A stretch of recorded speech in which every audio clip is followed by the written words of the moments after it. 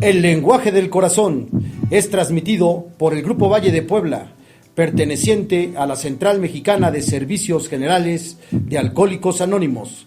El lenguaje del corazón, el poder de la conciencia desde la palabra.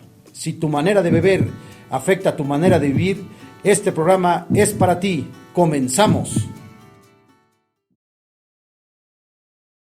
¿Qué tal? Buenas tardes, te saludo una vez más con gusto. Mi nombre es Hugo y soy un miembro más de la Central Mexicana de Servicios Generales. En este tu programa El lenguaje del corazón, que es compartido por el Grupo Valle de Puebla, hoy en un jueves muy especial para toda la comunidad de Alcohólicos Anónimos, el 73º aniversario del Dr. Bob, y como invitado tengo a mi querido amigo y compañero Ricardo. ¿Gustas presentarte? Hola a toda la comunidad, hola Hugo.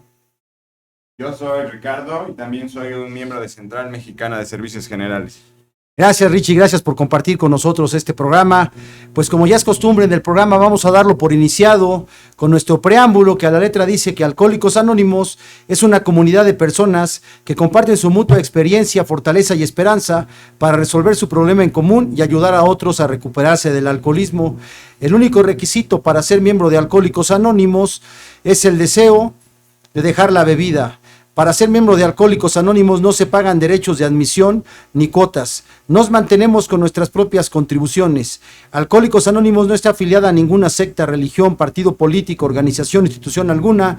No desea intervenir en controversias. No respalda ni se opone a ninguna causa. Nuestro objetivo primordial es mantenernos sobrios y ayudar a otros alcohólicos a alcanzar el estado de sobriedad. Pues ese es nuestra carta enunciado, nuestro preámbulo que se lee en todas las juntas de Alcohólicos Anónimos al comenzar una reunión. Y como decimos en los grupos, mi querido Rich, te echo humildad y léenos por favor la reflexión del día. Claro que sí, nuestra reflexión del día 16 de noviembre dice una suspensión diaria. Lo que en realidad tenemos es una suspensión diaria de nuestra sentencia, que depende del mantenimiento de nuestra condición espiritual. De nuestro libro Alcohólicos Anónimos, la página 93. Mantener mi buena forma espiritual es como hacer ejercicio todos los días, entrenarme para el maratón, nadar, correr, es mantenerse en buen estado espiritualmente, y esto requiere la oración y la meditación. La manera más importante de mejorar mi contacto consciente con un poder superior es orar y meditar. Yo soy tan impotente ante el alcohol como lo soy para hacer retroceder las olas del mar. Ninguna fuerza humana tiene el poder para superar mi alcoholismo. Ahora puedo respirar el aire de la alegría, de la felicidad y de la sabiduría. Tengo la capacidad para amar y reaccionar ante los eventos a mi alrededor con los ojos de una fe en cosas que no son aparentes. Mi suspensión diaria significa que por difíciles o dolorosas que parezcan las cosas hoy, puedo recurrir al poder del programa para mantenerme liberado de mi enfermedad astuta, desconcertante y poderosa. Buena reflexión. Bueno, gracias por venir, mi querido Richie. Alguna vez en tribuna te escuché dar este tema del Dr. Bob, y a mí me gustaría comenzar con este personaje, Walter Tunks, que precisamente él da la misa a la hora del fallecimiento o el aquecimiento del Dr. Bob. Él es el que lleva la ceremonia religiosa. ¿Quién es este personaje, Walter Tunks? 15 años antes, ahora sí que Bill, cuando agarra el directorio de los ministros en el Hotel Mayflower, al Jesús José y María pone el dedo en el directorio y aparece el nombre de Walter Tunks, y es el que lo lleva precisamente después con toda esa historia de Henrietta Silver y a conectar a Bill con el Dr. Bob, y comienza la maravillosa historia nuestra maravillosa historia de AA. Adelante, Richie. Gracias, Hugo, y pues gracias a todas las personas que están tomando un tiempo, compañeros, compañeras, y sobre todo también personas que a lo mejor son ajenas a la comunidad. Ahorita mencionabas a alguien, y creo que a veces no le damos la importancia a las personas que, sin ser alcohólicas y sin ser alcohólicos, de alguna forma han colaborado con el programa. O sea, fueron eslabones importantísimos, ¿no? Yo ahorita mucho conectando con la historia que comentas, ¿no? Por ejemplo, Henrietta Sieberling, pues fue un eslabón de los más importantísimos dentro de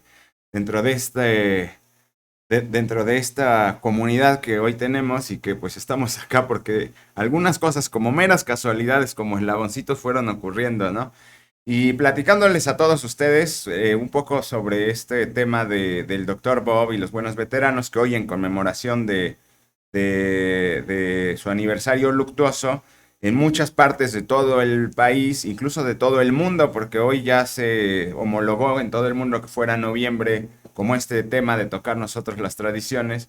A pesar de que Bob, por ejemplo, pues no escribió, digamos, de forma textual las tradiciones, pero creo que la parte importante es que él era como de alguna forma la persona, pues, ¿cómo decir un poquito más sobria, más, Pues sí. como el freno de mano de Bill W, ¿no? Yo creo que de alguna forma él representaba las tradiciones, ¿no? Y entonces, pues platicándoles que Bob o John Holbrook Smith, como es su nombre completo, pues nació el 8 de agosto del 79 en un estado de la Unión Americana que se llama Vermont. Él fue hijo de un juez que se llama Walter Perrin Smith y tuvo dos hijos. Nosotros en la comunidad lo conocemos como Smithy, por ser hijo de Smith. Y Susan, que en la comunidad pues simplemente la conocemos como Sue. Y en lo que les voy a ir platicando, pues voy a tratar de llamarla Sue únicamente. Tuvo su esposa, que fue Anne Ripley Smith, que es otra persona quizás que formó un eslabón importantísimo, Sí, fundamental dentro de la comunidad y que también no es alcohólica por casualidad, ¿no? Fíjense que el papá de Bob, yo creo que era como ese papá que a lo mejor muchos de nosotros tuvimos, otros no, pero el papá de Bob era una persona que hizo todo para rescatar a Bob, o sea, a pesar de que era un juez y como juez, tal vez muchos creamos que era como enérgico o estricto, en realidad la que era enérgica y estricta era la mamá de Bob, ¿no? Entonces, esa señora, dicen, no sé si han visto, ¿no? De esas señoras que tienen mala cara, que parece que van enojadas todo el día, así era la mamá de Bob. Y entonces, fíjense, mucho tiempo... Ellas son allá en Akron, aquí no hay. Acá no hay, ¿verdad? No, no. Fíjense, Anne, que era la esposa de Bob, culpó siempre a la mamá de Bob por el alcoholismo de Bob. O sea, de ese tamaño era el carácter de la señora, ¿no? De hecho, en las narraciones que se rescatan aquí en nuestro libro de Dr. Bob y los buenos veteranos, pues platican Smith y Sue que cuando ella llegaba de visita a la casa, pues no era así como esa abuela amorosa que los niños corren a abrazar y se le cuelgan del cuello. Entonces, mejor dicho, era esa señora como que si había que hacer alguna labor se hacía de lado, ¿no? Casi, yo me espero que acaben con su quehacer y ya platicamos, ¿no? Era una señora muy seria, la catalogaban como de esas señoras que son como, así dice en el libro, son muy de la iglesia, ¿no? Y la comunidad de Vermont para esos años pues era una comunidad exageradamente conservadora, era pues, si se dan cuenta, Vermont está en la parte muy, muy, muy al norte, casi pegada a Canadá, en Estados Unidos. Entonces era un Estados Unidos muy profundo, ¿no? Era donde se arraigaban como las tradiciones, pues digamos así como Puebla, ¿no? Un poco, sí. Como Puebla. Mochilón, en sus años mozos. Entonces, como era una mujer muy fría, pues Anne todo el tiempo la hizo, la verdad, Anne la hacía responsable del alcoholismo de Bob. Bob no, porque pues era su mamá, ¿no? Bob, al contrario, Bob, fíjense que él decía que su alcoholismo se había generado a través de haber crecido como un hijo único. A pesar de que Bob tuvo una hermana, pues Bob mucho tiempo creció como con los abuelos y entonces él fue y su hermana nunca vivió con ellos, se mandaban cartas y tenían contacto y comunicación y se llegaban a ver no frecuentemente. Entonces, pues desarrolló, él dice, yo al ser criado como hijo único, todos sabemos cómo es un hijo único, como el niño rey, ¿no? Creció consentido y a la vez, pues un poco abandonado, un poco maltratado, pero pues sí, como que todo lo que él quería, de alguna forma lo tenía. Y parte de lo que Bob decía que él odiaba era ir a la iglesia y como era una comunidad conservadora, pues a él lo presionaban mucho para que todos los domingos, incluso los jueves, tuviera que estar como en los servicios religiosos. Y él decía que él cuando pudo y tuvo la opinión en decidir si ir o no a la iglesia, él dijo, pues yo no voy a volver a pisar una iglesia. Y no volvió a pisar una iglesia. En nuestro libro de Dr. Bobby Gómez Beltrán dice que en los próximos 40 años no volvió a pisar, excepto que fuera algo así exageradamente obligatorio, donde de plano él se hubiera visto imprudente de no asistir, asistía. Pero como en 40 años, por su voluntad, él no pisó una iglesia, ¿no? Otra de las rebeliones que tenía Bob, y les platico esto porque pues creo que todos sabemos, los que somos alcohólicos, que de alguna forma traemos un carácter de ingobernabilidad. Y el de Bob, pues también se iba formando a temprana edad, ¿no? Como era muy conservador en su familia, lo mandaban a dormir muy temprano. Y dice Bob que a la hora que lo mandaban a dormir era tan temprano que él todavía escuchaba a los demás muchachos jugar afuera. Y pues de plano él, pues le decían, oye Bob, a dormir. Y pues él sí, mamá, ¿no? Y se subía a dormir, pero dice, no, pues me salía por la puerta de atrás, ¿no? O sea, Ya traía su rebeldía. Ya traía su rebeldía y se salía a jugar. E incluso él dice que era tan bueno escapando que nunca lo cacharon, ¿no? Entonces, pues el lugar ese donde se crió, que el poblado se llama Saint Johnsbury, dice que era de una moral, pero muy, muy por arriba del promedio, ¿no? Fue en ese mismo lugar donde Bob, de hecho, prueba por primera vez el alcohol. Dice que tenía 9 años y que fue a visitar a un vecino, que ahí en el granero, en la esquina, le dijeron, ¿no? O sea, pero fíjense, le dicen, ahí no agarren, niños, o sea, pues eso no, o sea, donde quieran, pero ahí lo que está en la esquina no. Y dice Bob, a mí lo que me llamó la atención fue que me lo prohibieron. Por eso voy a probarlo, ¿no? Entonces... Cualquier parecido con la realidad es pura coincidencia. Exactamente. Va a la esquina del granero, encuentra una botella de sidra y le avienta unos buenos tragos, ¿no? Ese fue el primer trago de Bob. Y a pesar de que no, bueno, digamos, como acto meramente conmemorativo para los que somos alcohólicos, se queda registrado que ahí probó por primera vez el alcohol, pero en realidad su carrera de bebedor, pues empezó como 10 años después.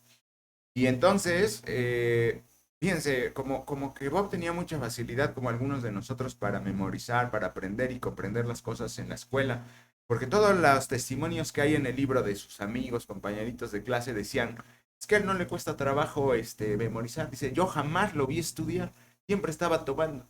Y entonces Bob dice que a Bob le gustaba ser práctico, no le gustaba así de que, pero ¿a dónde vamos a ir? ¿Y cuántos vamos a ir? ¿Y qué vamos a...? No, decían, de una vez vamos abriendo la primera botella y ya platican lo que quieran, ¿no? Entonces dice que para los estudiantes esa aura como revolucionaria, como retadora, como de alguna forma que no... Una especie de liderazgo al final, ¿no? De liderazgo, pero que sí iba en contra de la autoridad. O sea, sí es muy manifiesto así, dice, Bob iba en contra de la autoridad y eso generaba una aura fascinante en los demás. O sea, los demás lo veían y el liderazgo que representaba, pues de alguna forma los permeaba y lo dejaban ser líder, ¿no? Lo malo que era líder, pues en los temas de organizar la fiesta, la parranda, de armar la parranda, ¿no? Sí. En una de esas, de esos, porque ven que en Estados Unidos es muy clásico para los que a lo mejor hemos visto series, casi todas sus fiestas como de graduación son en un gimnasio. No sé por qué, pero siempre son en un gimnasio. Las fraternidades, ¿no? Ajá, y dicen que en una de esas reuniones de gimnasio, mucho previo antes, ¿no? O sea, yo creo que iba como, pues lo que acá conocemos como la secundaria, que allá de ser, pues, junior high school, ¿no? O algo así, ¿no?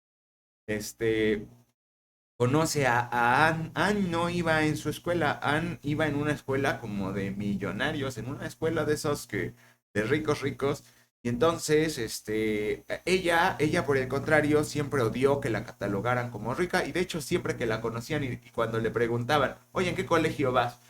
¿No? Y digamos, pues así que ella tenía que decir el nombre del colegio, decía, pero soy becada. O sea, siempre intentaba, no, o sea, ella odiaba la ostentación, era una persona muy sencilla. En el libro la describen como una persona muy dulce, de tez blanca, de una estatura muy bajita. Y entonces todo eso, pues a Bob le llamó la atención, ¿no? De hecho, Bob, en esa relación, siempre él le gustaba, de una forma cariñosa, hasta donde podamos comprender, ¿no? En esa confianza, siempre le gustaba burlarse de la falta como de mundo de Anne, ¿no? O sea, siempre le hacía bromas como que ella no entendía y él se reía, porque justo eso, ¿no? Sí, así como yo alboreo a mi mujer y ella no entiende. Exacto, ¿no? Como en un sentido de inocencia y de confianza, ¿no? Era su comunicación. Cuando Bob ya conoce a Anne y tuvieron un noviazgo de 17 años para poder casarse. O sea, es como que es bien de alcohólico, ¿verdad? Sí, Así tener sí, sí, noviazgos sí. largos. Sí, sí, sí. Y él, pues ya después de ahí, pues se tiene que embarcar a la aventura de la universidad. Y fíjense, algo que acá comentan es que por primera vez sintió la libertad verdadera de ya no tener que estar ni bajo el yugo de los abuelos ni el de los papás, donde él por fin podía tomar sus propias decisiones. Y algo que él platica que ayudó a que su alcoholismo se desarrollara pues, de una forma muy rápida es que él dice que él nunca sintió un dolor de cabeza ni una cruda. Ajá.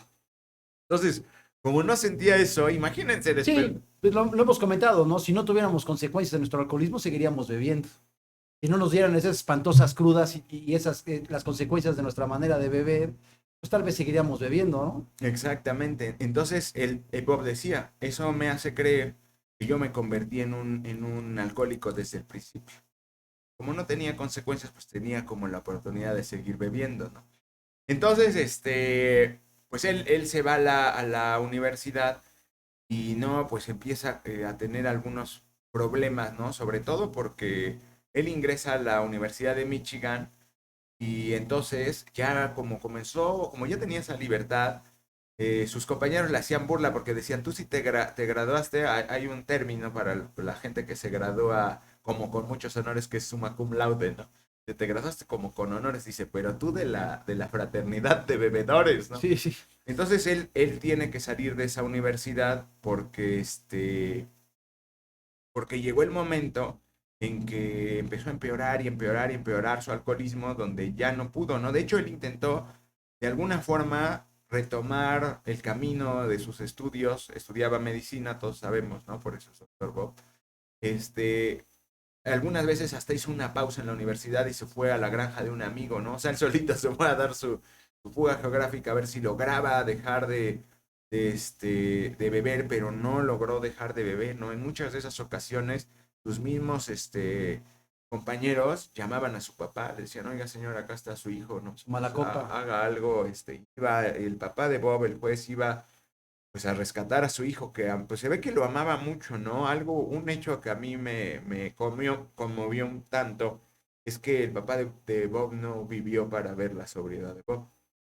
Fíjate, En, tanto que luchó y se la perdió. sí, se perdió pues bueno, ¿no? A final de cuentas, salió de la universidad y en algún momento, tuvo que regresar a otra universidad, que es la Universidad de Rush, cerca de Chicago, y logró titularse en 1910 a la edad de 31 años, ¿no?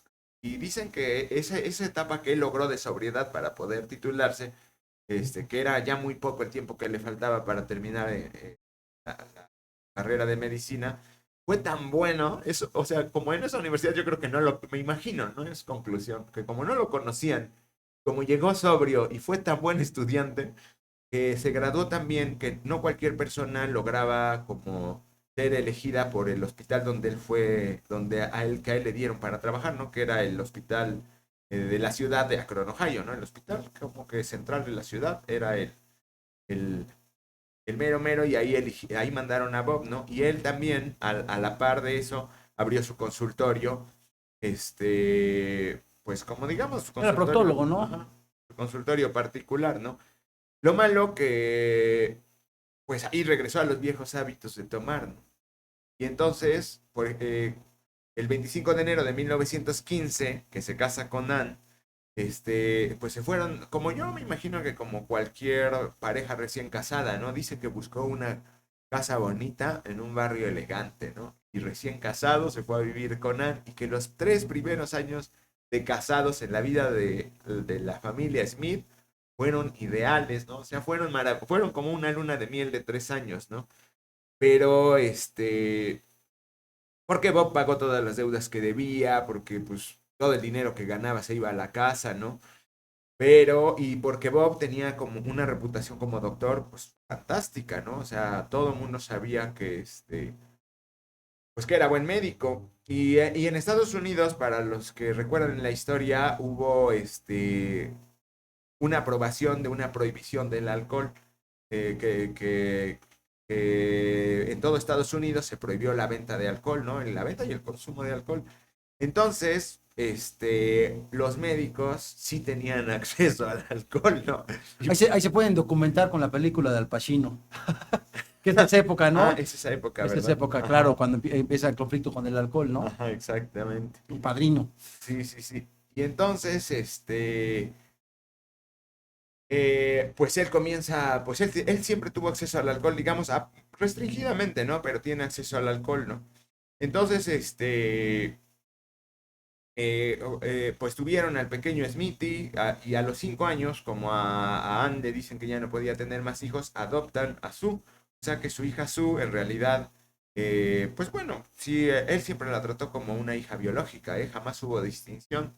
El único tema, pues, es que solo tenían 5 meses de diferencia entre Smithy y Sue de nacimiento. Y entonces No cuadraban las cuentas. exactamente, en la escuela, ya cuando les decían, oye, ¿y cómo le hicieron para que solo se lleven 5 meses, no? Y ahí se dieron cuenta ellos que, pues, Sue no era en realidad, pues, su hermana, pero siempre la trataron con mucho amor, ¿no? Y narran en parte del libro, ¿no? Que cómo Bob fue criando a su par de hijos y los dos como que tienen coincidencia en decir que Bob era un tipo con apariencia muy ruda. Para los que hemos estado en un grupo de alcohólicos anónimos y hemos observado la foto que está en todos los grupos del doctor Bob, sí se ve así, ¿no? Se ve como un tipo serio, como rudo, como imponente. Y dicen que sí, sí, en realidad su apariencia era esa, ¿no? O sea, como un señor en el libro lo describen como obstaculizante, ¿no? Como era ese clásico tipo del que los niños huirían, ¿no? Pero dicen, detrás de esa careta era un tipo muy dulce, muy gentil, muy amable. O sea, en realidad te hacía bromas, le gustaba jugar a veces hasta con los niños del vecindario, porque evidentemente, pues ahí cuando narran los testimonios Sue y el Smithy, platican que sí jugaba con ellos, ¿no? Era amoroso, pero que al mismo tiempo era de esas personas que quería que se obedeciera firmemente lo que él mandaba, ¿no? O sea, era como muy tajante, pero era muy amoroso, ¿no? Y yo creo que ahí pues vamos a hacer este puente, pues muchos de nosotros, ¿no? Que tenemos esa apariencia así como de mal encarados, pero que en el fondo pues sí existe algo así como, pues como suave dentro de nosotros. Sí, la compasión, el amor. Sí, exactamente. Y bueno, pues va ya en su vida de matrimonio, Bob, pues vuelve a beber, ¿no? De cierta manera, pues las complicaciones naturales empiezan a ocurrir. Una, pues la reputación como médico empieza a ir porque pues la gente, los pacientes se daban cuenta que pues el médico estaba borracho, ¿no? Y empieza a perder reputación. Otra cosa que creo que a la familia le afectó mucho fue la segregación en los núcleos sociales donde convivían, es decir, de los amigos, de las fiestas, porque Anne se tuvo que volver en esa esposa que trató de cuidar la reputación de Bob hasta donde pudo y trató de cuidarlo a él, sobre todo también de la gente, porque dice que cuando le invitaban a una fiesta, ella prefería decir, no, no vamos a ir, no, no podemos, porque ella sabía cómo iba a terminar Bob, ¿no? Ella perfecto dice, no, pues si vamos a Sí, la... mi mamá también era así, ya en el alcoholismo de mi papá, ya como que evitaba ir a fiestas y a reuniones porque ya sabía que iba a acabar en borrachera y mi papá iba a acabar mal. Entonces Sí, tratábamos ya exacto. de evitar esos eventos. Sí, justo eso le pasaba a Anne. Y mientras Bob, pues seguía en su carrera, ¿no? Yo creo que me da risa porque los métodos del doctor Bob eran como muy chistosos para esconder sus botellas, ¿no? Dice que se compró, bueno, tenía botellas chiquitas. Y entonces, yo me imagino que Vermont es un estado muy frío por la zona donde está ubicado. Entonces, como todo el tiempo andaba con los guantes, pues ahí echaba su botellita en los guantes, ¿no? Pues nadie Sí, sabía. también las guardaba en las cajas del WC, ¿no? Las Ajá, escondía también. y otras en sus calcetines. Sí, sí. Así en los calcetines, en el resorte de los calcetines se metía hasta que Anne le iba descubriendo cada uno de los, pues de sus escondites. Pero ya por 1933 legalizan la cerveza, ¿no? Y no sé si algunos han visto que en el libro azul está incluido, no como capítulo, sino independiente del capítulo, es un apartado que se llama La La pesadilla pesadilla del del doctor Bob. Dr. Bob, exactamente. En esa pesadilla narra que Bob, cuando fue legal la cerveza, llenó todo el sótano de cerveza, lo llenó al full, ¿no? Y entonces, el pretexto de él decía, pues es que yo nunca he visto que nadie se emborrache con cerveza, o sea, y entonces su lógica, pues le hizo que aumentara 15 kilogramos de peso, porque imagínense, güey. Entonces se volvió, dice, él mismo dice, ¿no? Parecía un cerdo por el olor, por el peso y por mi aliento, ¿no? Y y después, fíjense, a todos los que están compartiendo ahí con nosotros, pasó algo que no sé por qué pasa. Por ejemplo, yo lo he escuchado mucho cuando algún compañero va al psiquiatra que le dicen, te vas a tomar medio clonazepam, ¿no? Y él dice, no, pues es que como me sentía muy mal, decidí tomarme una completa, ¿no? Así le hizo Bob con la cerveza, empezó a inyectarle alcohol. O sea, la misma, yo creo que ya no le hacía, ¿no? Yo creo que ya se le hacía poco, o no sé si lo llenaba mucho.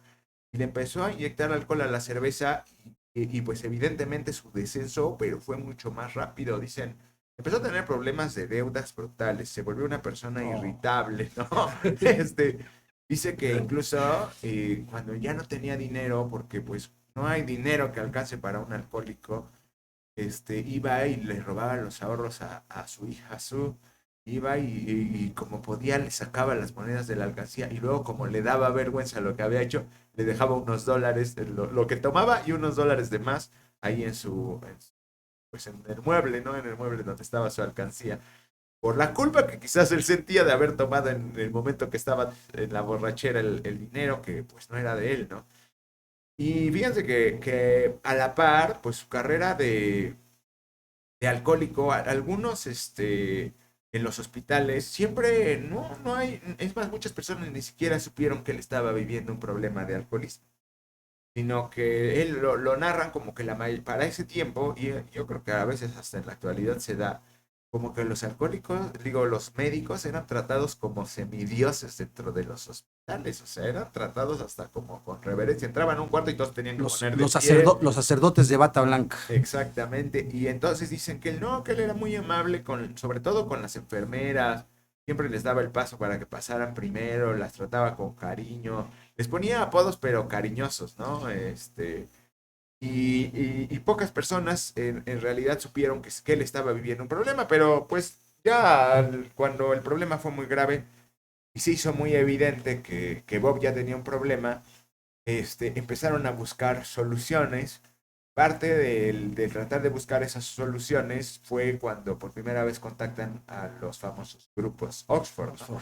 Los grupos Oxford, para quien no ha escuchado mucho de esta historia, fueron unos grupos, así les llamaban ellos, ¿no? Que ellos eran un grupo de regeneración espiritual, que pues tenían como el cometido de regenerar espiritualmente a la sociedad, ¿no?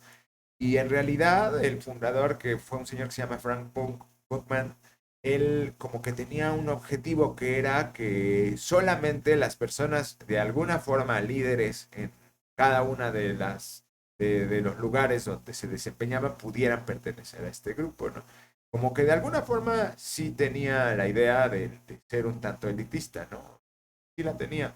Él, de hecho, nunca estuvo de acuerdo en que los alcohólicos, pues cuando los alcohólicos empezaron a llegar al grupo Oxford, en cualquier parte de Estados Unidos, porque estaban extendidos en toda la Unión Americana, a él no le parecía, ¿no? Pero, pues Bob llega a los grupos a través pues de esta Henrietta, ¿no? De Henrietta Sieberling, era una señora. Bueno, pues vamos a un pequeño... Vamos a ir a un corte y regresamos con este interesante tema del 73º aniversario de la muerte, aniversario luctuoso de nuestro querido doctor Bob. Regresamos con más del lenguaje del corazón. En unos instantes regresamos con más del lenguaje del corazón. ¿Qué es lo que Alcohólicos Anónimos no hace? No vigila ni trata de controlar a sus miembros. No provee servicios de desintoxicación, ni hospitalización, ni tratamientos médicos ni psiquiátricos. No patrocina retiros. No proporciona vivienda, alimentación, ropa, dinero ni trabajo y no acepta dinero por sus servicios. te sientes mal y alguien te ofrece una tacha para animarte, no aceptes. Tachas, pastas, anfetas, cristal, sean pastillas coloridas o pequeños cristales, todas son metanfetaminas. Muchas veces son elaboradas en laboratorios clandestinos usando químicos como ácido muriático o veneno para ratas. Son tan adictivas que los traficantes suelen regalarlas para engancharte, porque terminas pagando mucho más. Si te drogas, te dañas. La felicidad que necesitas está en ti, con tu familia, tus amigos y la comunidad. Secretaría de Educación Pública. Gobierno de México. Raticida, gasolina, ácido sulfúrico, amoníaco, acetona. No importa qué droga química te metas, todas están hechas con veneno y de todas formas te destruyes. La sangre de las drogas nos mancha a todos. Mejor métete esto en la cabeza. Si te drogas, te dañas. Si necesitas ayuda, llama a la línea de la vida. 800-911-2000. Para vivir feliz, no necesitas meterte nada. Continuamos con más del lenguaje del corazón.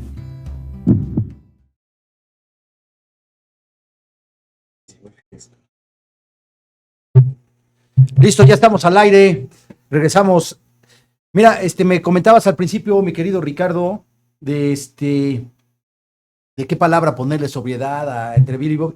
Y dice en el Bob y los buenos veteranos, Al S., que era el editor en ese entonces del Grapevine, dice, sin el impulso de Bill no hubiera habido ninguna AA, y sin el equilibrio de Bob, quién sabe qué hubiera sido. Sí, claro. Exactamente, él ponía el equilibrio. Y sí, yo creo que Bill era pues más aventado, como más egocéntrico de alguna forma, ¿no? Muchos más, yo creo que muchos dentro de Dobla nos identificamos más con Bill, ¿no? Con su jovialidad y su humor sarcástico de Bill y más carlangueros, ¿no? Decía mi abuelita, carlangueros acá y la fiesta y todo, ¿no? Sí, claro. Pero yo también he notado algo, que conforme va pasando el tiempo de estancia dentro de un grupo y de la comunidad, nos vamos volviendo más Bob. Te vas identificando más con Bob, es correcto. ¿No? Como que ya cuando llega la hora de tomar una decisión y se trata de decidir entre el equilibrio o el impulso, con el tiempo creo que a veces empieza a ganar esa parte de Bob. Es que creo también que hay que recordar que Bill, pues no era un ser espiritual, ¿no? Bill no era un ser espiritual, ¿no? Era más apegado a la religión, no espiritualidad, era más apegado a Bob, ¿no? Claro. Entonces, el mismo programa te va llevando más a la espiritualidad y empiezas también por los años y por la experiencia del programa, te empiezas a volver más equilibrado como Bob, ¿no? Sí. De hecho, yo creo que fue así porque pues Bob tuvo que picar mucha piedra con el tema de Dios. O sea, sí, para él la búsqueda fue picar piedra, picar piedra, picar piedra. Fue muy largo su camino y todos sabemos que el despertar espiritual de Bill pues, fue súbito, fue una experiencia avasalladora, muy grande, ¿no? El famoso flash blanco. Sí, y bueno, les platicaba que cuando llega Bob al grupo Oxford, ¿no? A través de Henrietta, y que Henrietta era la nuera del dueño de la compañía esta de Goodyear, ¿no? Que todos conocemos las llantas Goodyear. Entonces, imagínense de qué tamaño eran los líderes que pertenecían al grupo Oxford, ¿no? Y cuando ingresa Bob al grupo Oxford y tristemente no logra dejar de beber, él no podía comprender por qué. Porque decía, pues yo vengo, hago oración, participo en las reuniones, ¿por qué no puedo dejar de beber? De hecho, las reuniones no eran solo para alcohólicos, eran para cualquier persona y Bob iba acompañado de Ann. De hecho, en un principio así eran las reuniones, ¿no? O sea, iba con Ann. Y algo que me llama mucho la atención y que siempre comento es que Henrietta como que no miraba con buenos ojos a la esposa de Bob, ¿no? O sea, como que Henrietta tuvo un interés muy extraordinario por Bob y de hecho cuando estaban en las reuniones y le tocaba compartir algo de su vida a la esposa de Bob, no sé si han escuchado en los grupos a personas que dicen, el alcohólico como yo, ¿no? Uh-huh. Es que el alcohólico como yo es enojón, ¿no? No dicen yo soy enojón. Uh-huh. Y así hablaba Ann, ¿no? Decía, no, pues tú cuando estás enojada como esposa de un alcohólico, y la para en seco Henrietta le dice, yo te voy a pedir un favor, si quieres que esto funcione, tendrás que hablar en primera persona del singular. Tendrás que decir, yo hice y a mí me duele. Y la Ann era tan sensible que cuando Henrietta la confrontaba, se ponía a llorar. O sea, se ponía a llorar, no aguantaba la ayuda, ¿no? Sí. Se ponía a llorar y y porque ella no podía expresarlo en primera persona, o sea, tenía que utilizar como ese argumento porque le dolía expresar. Pero bueno, para resumirles, Bob no logra dejar de beber en el grupo Oxford y hasta le hicieron reuniones especiales, lo citaban, Henrietta organizaba reuniones especiales del grupo, le decía, a ver, nos vamos a ver tal día, y dice, Ian, te voy a pedir un favor, no vayas con contemplaciones, te pido que hables lo que es. No vayas con contemplaciones, no trates de disfrazar las cosas, necesitamos hablar lo que es. Y entonces iban a las reuniones del grupo Oxford y Bob en una de esas reuniones por primera vez confiesa que era alcohólico, que él pues ya tenía problemas graves con su forma de beber, sin embargo no logra dejar de beber, o sea, asistía al grupo Oxford y no logra dejar de beber. Mientras tanto, del otro lado, en Nueva York, Bill W., haciendo su propia lucha, también ya había conocido al grupo Oxford, había vivido pues miles de aventuras que bueno, esas se comparten en el libro de Transmítelo. Llevaba 5 meses antes Bill que Bob, ¿no? Llevaba 5 meses. Con ese, ¿no? Llevaba claro. 5 meses Bill, ¿no? Pero él tenía mucho miedo de poder recaer, porque para los que de alguna forma hemos leído la historia también de Bill W., pues él había hecho 1000 promesas, compañeros y comunidad, a su esposa Lois, que también no habían cumplido. De hecho, promesas duras, ¿no? Dicen que alguna vez hasta le escribió en la página de la Biblia, este es tal día con tal fecha, es la última vez que voy a beber, y la rompía, no lograba mantenerse sin beber. Y a pesar de que ya había conseguido algunos meses de sobriedad, él tenía miedo porque ya estaba en bancarrota. En una de las últimas oportunidades, porque Bill se dedicaba a ser corredor de bolsa en Wall Street de Nueva York, en una de las últimas oportunidades que él encontró para recibir la confianza de algunos empresarios, fue a hacer un negocio a la ciudad de Akron, Ohio. Y entonces, dice que en un acto desesperado, porque pues en realidad a él ya se le estaba antojando los tragos, se paró frente a un hotel que se llama el Hotel Mayflower y escuchaba el tintineo de las copas adentro en el bar. Y pues como que hizo una apuesta, una moneda al aire, ¿no? Dijo, o me voy de borracho o hago un esfuerzo por tratar de encontrar otro alcohólico con quien hablar. Porque para este momento Bill ya había desarrollado a tal grado, como de forma muy empírica, la forma en la que él había logrado mantenerse sin beber. Y era hablando con otro alcohólico, porque pues encontraba que con él se podía comprender y a la vez se sentía comprendido. Y entonces hace una serie de llamadas, que es lo que nos platicaba Hugo ahorita al inicio de toda la plática, una serie de llamadas donde después de llamar como el último número fue justo ese contacto. 9 de 10, ella es la 10ª, es la última. La última. Y Henrietta, porque Bill le dice, yo soy un experto en el tema del manejo del alcohol, ¿no? Como en un dicho, así como de jerga, le dice, soy un sabueso con el tema del licor, yo puedo ayudar al que sea que tenga problemas. Henrietta, pues, inmediatamente piensa en su querido Bob, ¿no? O sea, dice, ya sé con quién tiene que hablar, o sea, ya sé a quién puede ayudar. Como eso que dices, esas pequeñas casualidades, todo se fue armando en un plan perfecto, porque entre la historia de AA, yo también digo, con este amor que tengo por el dinero y todo esto que me genera a mí el dinero, yo siempre lo he dicho en este programa, lo he dicho muchas veces, yo estoy convencido de que si Bill ese día cierra el negocio, llega al Mayflower a beber. Sí, claro, por supuesto. Y no nace AA. Y fueron muchas bueno, diosidencias, porque efectivamente, ¿no? Algunos de los que estamos hoy aquí no creemos en las casualidades, pero cómo se dieron como de forma sincronizada minuto a minuto, ¿no? Yo digo, yo a lo mejor quizás hubiera sido Bill en la 7ª llamada, dije, no, ya, esta es una señal. O sea, sí. 7 llamadas no me contestan. Ya, me derrotas, me derroto. Y lo otro, fíjense, ¿no? Otra de las cosas donde yo creo que me hubiera derrotado es que, por ejemplo, acá Bill conoce a Bob a través de Henrietta. Todavía le dice, sí, pero no te puede recibir hoy porque ese día era un 11 de mayo, digamos, más o menos coincide con el Día de la Madre, y había llegado Bob bien borracho, había puesto unas flores en la mesa y él quedó tirado abajo, ¿no? Entonces, en esa anécdota que muchos recordamos, no pudo recibir a Bill. Sin embargo, cuando ya despertó bien crudo, lo convencieron de que lo recibiera, y Bob no quería, porque dice, yo no quiero hablar con ningún embaucador, no quiero hablar con ningún estafador que trate de lucrar conmigo para que yo pueda dejar de beber, ya estoy harto, ¿no? Pero le hace prometer a Anne, le dice, lo voy a recibir. Si tú me prometes que solo van a ser 15 minutos.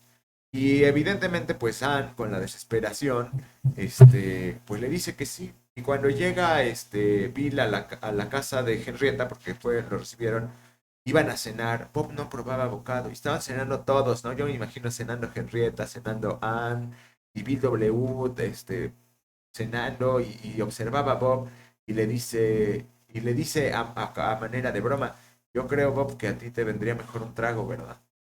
Y Bob le dice así como, pues claro, o sea, no probaba el bocado. Henrietta los pasa a una pequeña biblioteca que tenían y ahí es cuando esos 15 minutos se convierten en una plática de 5 horas, ¿no? Porque dice Bob que, Bill W por fin empieza a pasar el mensaje como los médicos se lo habían sugerido, ¿no?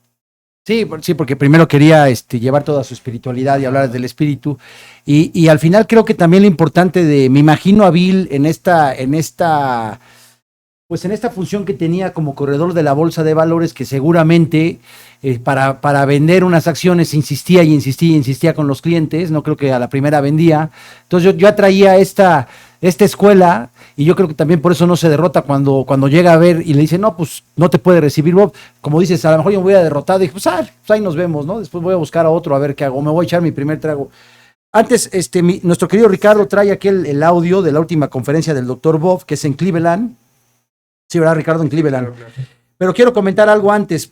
Dice los buenos veteranos, la última vez que Bill ve a Bob, dice, pocas horas después dejé al doctor Bob sabiendo que a la semana siguiente se iba a someter a una operación muy seria. Ninguno de nosotros se atrevió a decidir lo que estaba en nuestros corazones. Ambos sabíamos que podía ser la última decisión que haríamos juntos. Bajé las escaleras y luego volví para mirarlo. Bob permaneció de pie en el quicio de la puerta, alto y derecho como siempre. Algún color había vuelto a sus mejillas y estaba cuidadosamente vestido con un traje gris claro. Era mi socio, el hombre con el que nunca tuve una palabra dura. La maravillosa y vieja amplia sonrisa estaba en su cara cuando dijo casi bromeando, recuerda, Bill, no enredes esta cosa, manténla sencilla. Me alejé incapaz de decir una sola palabra. Fue la última vez que lo vi. El famoso manténlo simple, Bill, porque la mente del alcohólico, como yo, siempre es enredada, siempre es compleja, y es lo que tenía el doctor Bob en su sobriedad, ¿no? Mantener las cosas sencillas, como yo les digo a mis ahijados en Año Nuevo, que tengas un año lleno de simplicidad, ¿no? Claro. ¿Gustas compartir el audio de la última charla del doctor Bob? Adelante,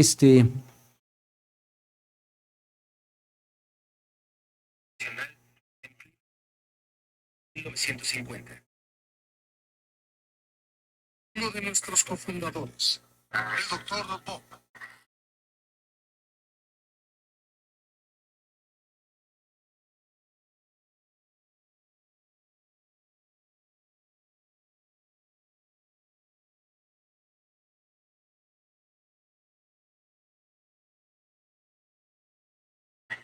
Los amigos si no aprovechar esta oportunidad para darle la bienvenida a Cleveland.